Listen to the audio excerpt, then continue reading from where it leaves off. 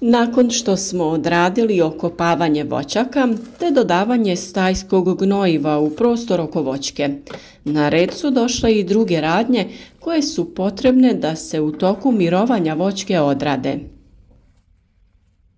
Stabla voćaka smo također pošpricali, odnosno odradili jesensku zaštitu bakrom i na taj način u većoj mjeri uništili uzročnike raznih oboljenja koje napadaju naše voćke u drugom dijelu godine. Dok su u fazi mirovanja, potrebno je odraditi i sanaciju oštećenja koja su nastala mehaničkim oštećenjem ili nekim oštećenjem uslijed promjene temperature, odnosno starosti debla. Na našem kanalu možete naći videe na kojima smo pokazali način gnojidbe voćki kao i sanaciju kore naših starih voćaka. Svakako je vrijedno da kliknete na zaprati kako bi na vrijeme odradili sve poslove koje vam iz iskustva prenosimo i predlažemo naš način uzgoja biljaka. Na taj način ćete podržati naš rad, a možete i ostaviti like ukoliko vam je video bio koristan ili ga podijeliti sa prijateljima na društvenim mrežama.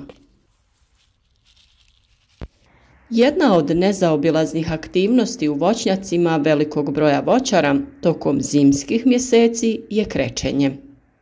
Ova zaštitna mjera provodi se od pojedinačnih stabala na okućnicama pa sve do intenzivnih nasada na većim proizvodnim površinama. To je jedna od aktivnosti koja se kod nas prenosi s koljena na koljeno, primijenivši se često na pogrešan način, uslijed čega krečenje gubi svoj smisao i suštinu, a greške su isključivo u samom vremenu obavljanja ove aktivnosti. Naravno da svi imaju svoje navike i određene poslove obavljaju u određeno vrijeme, ali ako te radnje nemaju nikakvu korist, vrijeme je da se te navike promijene. A s obzirom da svako ima svoje mišljenje i uvjerenja, nakon što poslušate video do kraja i argumente koje mi iznosimo, pišite nam u komentarima da li se slažete, kako i kada vi odrađujete ove poslove. Onako u prolazu razgledajući, često iz znatiželje kako izgledaju voćke u različitim nasadima, jedna stvar često čovjeku upadne u oko, a to je krečenje u martu i aprilu. Krečenje u ovim mjesecima predstavlja jako veliku grešku koja ovu aktivnost čini besmislenom. Pa kada je to najbolje obaviti krečenje voćaka?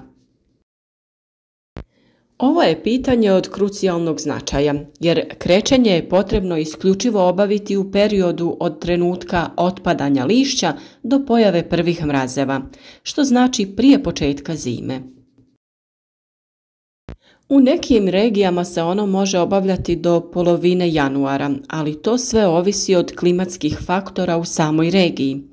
Ako zima obiluje velikim brojem kišnih dana, uslijed čega dođe do ispiranja boje sa stabla, poželjno je ponoviti krečenje početkom proljeća. Jedino sa pravovremenim krečenjem ono ima svoju punu efikasnost. Krečiti početkom proljeća je samo bespotrebno trošenje novca kao i vremena kojeg u poljoprivrednoj proizvodnji uvijek imamo malo, jer borba sa klimatskim faktorima, bolestima, štetnicima i na kraju tržištem je neprestana. Krečenje je veoma značajno iz većeg broja razloga, kako u voćnjacima u hladnijim regijama sa većom nadmorskom visinom, tako i u nešto toplijim regijama. Naime, krečenje debla i ramenih grana je stara i jeftina mjera borbe protiv mraza. Ona se prvenstveno preporučuje kod koštičavih voćnih vrsta koje brzo reaguju na temperaturne promjene u toku zime. Okrečena stabla se sporije zagrijavaju jer bijela boja odbija sunčeve zrake, čime se smanjuje zagrijavanje kore voćaka, a samim tim i usporava kretanje vegetacije. Nagle temperaturne oscilacije u toku dana i noći, kada je kambijum počeo aktivnost, dovode do pucanja kore, uglavnom sa južne i jugozapadne strane gdje su kolebanja najveća. Sokovi koji krenu kroz voćku zbog naglog zahlađenja mogu izazvati smrzavanje, koje dovodi do pucanja sprovodnih snopova, kapilara i kore, odnosno do pojave mrazopuca. Upravo ta mjesta mogu biti u rano proljeće idealna staništa za razvoj gljivičnih i bakterioloških infekcija. Krečenjem drveća pomjeramo kretanje voćaka u proljeće, pa izbjegavamo štete na stablu i pupoljcima uslijed pojave ranih proljetnih mrazeva i naglih temperaturnih kolebanja.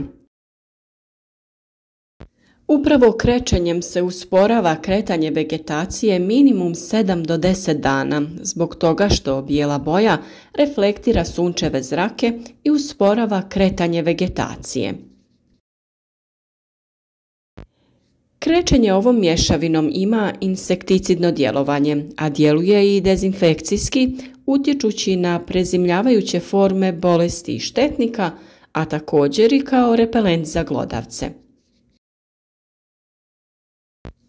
Dakle, krečenjem stabala uništavaju se i neki patogeni. Najbolje ga je obaviti poslije tretiranja voća sredstvima na bazi bakra, to jest poslije plavog prskanja, krajem novembra ili početkom decembra, a najkasnije sredinom januara. Bitno je da se to radi po suhom vremenu i kada je temperatura zraka oko nule. Također efikasno suzbija i pojavu mahovine na stablima. Kod mladih stabala koja nemaju još odebljalu koru, bijela boja mnogo znači i tokom ljetnih mjeseci, jer reflektira sunčeve zrake i spriječava ožegotine na kori, što je jako značajno u onim regijama sa vrućim ljetima. Smjesu za krečenje voća možete kupiti u poljoprivrednim apotekama, a možete je i sami napraviti. Vapnenu smjesu treba napraviti od provjerenih komponenti kupljenih u poljoprivrednim apotekama sa urednim rokovima trajanja izdanim od strane proizvođača. Smjesa se sastoji od 5 kg negašenog vapna, 50 g kuhinske soli, 100 g sumpora i 100 g plavog kamena. Nakon miješanja smjesu ugasite sa 8 do 10 litara vode dok se ne dobije radna otopina konzistencije vapnenog mlijeka. Naravno, krečenje je potrebno obavljati tokom suhih dana kada je temperatura zraka iznad nule, jer u suprotnom vapnena opna mrzne i odvaja se od drveta. Krečenjem se ne obuhvata samo deblo, to je stablo, već i ramene grane prve etaže, pa čak je poželjno i nekih 20 do 30 cm iznad njih, naročito kod mladih voćki koštičavog voća. Za što bolje miješanje sadržaja najbolje je ostaviti sve da stoji jedan dan. Na taj način će se vapno dovoljno otopiti. Kada je u pitanju plavi kamen, njega je najbolje prvo otopiti u vodi pa ga dodati smjesi. Za otapanje kamena poslužiti ćemo se flašom koju ćemo napuniti do pola i nekoliko puta u toku dana promiješati tako da bi otopili kamen u potpunosti. Inače, plavi kamen je u stvari bakar sulfat i glavni je sastojak bordovske čorbe. To je fungicid i baktericid koji štiti voćke i povrtlarske biljke od gljivičnih i bakterijskih oboljenja. Pored modrog kamena koristiti ćemo i sumpor. Sumpor će djelovati kontaktno i isparavajuće na štetočine koje prezimljavaju na voćki kao i na biljne bolesti. U kombinaciji sa vapnom djelovanje je dugotrajnije i bolje, jer vapno produžava djelovanje tog preparata. U prvom redu sumpor djeluje na biljne uši kao i na grinje, koje predstavljaju sve veći problem u voćarstvu. Kod primjene sumpora u kombinaciji sa vapnom treba paziti kada se odrađuje tretman. Bitno je naglasiti da pupoljci ne smiju biti otvoreni, već se tretman mora odraditi kada su pupoljci potpuno zatvoreni, jer ova mješavina može uništiti mlado osjetljivo tkivo u pupoljku. Na ovo obavezno treba obratiti pažnju ako se sredstvo nanosi prskanjem po čitavom stablu voćke. Sol u ovoj mješavini ima funkciju da se naš preparat što bolje kristalizira. Mi ćemo ovo sredstvo koristiti za tretman po kori drveta, tako da ne moramo gledati stadij u kojem je biljka.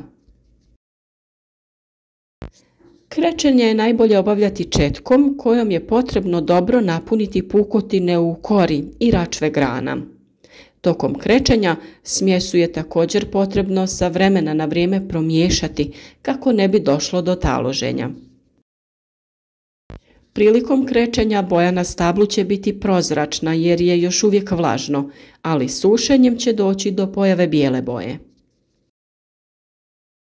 A na kraju, pored svih ovih dobrobiti krečenja, moramo ipak priznati da nakon tog postupka naše voćke izgledaju puno urednije i svježije.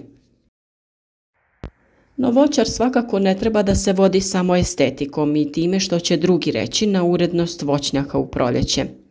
Puno je bitnije da voćka bude u dobrom stanju u proljeće nego da ima lijepu bijelu boju kore u toku proljeća ili ljeta. Ipak zbog svega toga preporučujemo da se krečenje radi 2 puta i to na kraju jeseni ili početkom zime, a drugi put na početku proljeća. A vi nam pišite vaša iskustva u komentarima. Video podijelite sa prijateljima na društvenim mrežama i ostavite like podrške našem radu.